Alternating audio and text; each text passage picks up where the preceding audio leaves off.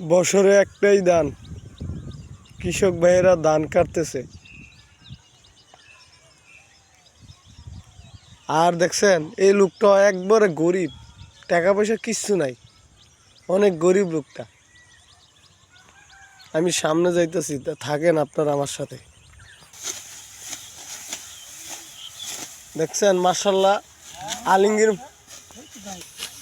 Ribbon মামু কত সুন্দর ধান কাটতেছে, আর এদিক দিয়ে আবু মামু, আর এদিক দিয়ে কাদের মামু কাটতেছে। তো এই বছরে এই ফার্স্ট আমি ধান কাটার ভিডিও বানাইলাম।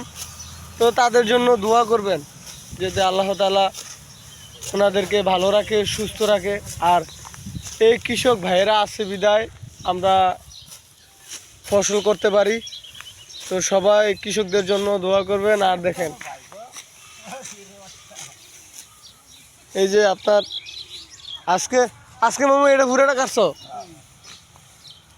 আর আসেনি এটা সুবিধা ওইটা এর কি ধান লইও দিবা? নাস্তা করছো নি? সকাল কয়টা আইস? 6টা বাজে আইস? ও, তো ওনারা 6টা বাজে আইসে। আসলে আবু মামু অনেক ভালো মামু আছে, তারপরে কাদের মামু, তারপরে রিপন ভাই।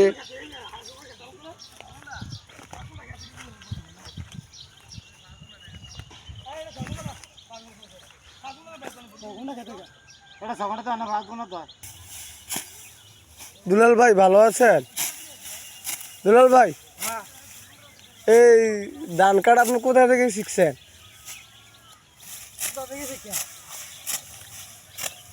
আজকে ডালার কাজে যান নাই? ধান দেখতে আইছেন?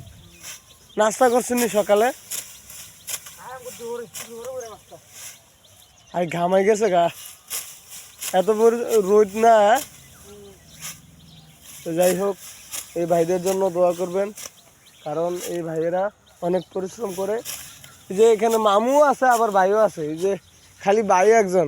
আর ওই যে এই লোকটারে চিনচিননি, মহিউদ্দিন ভাইয়ে।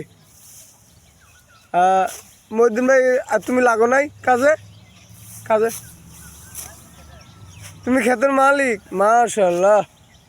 আর তোমরা কি ক্ষেতের কামলা?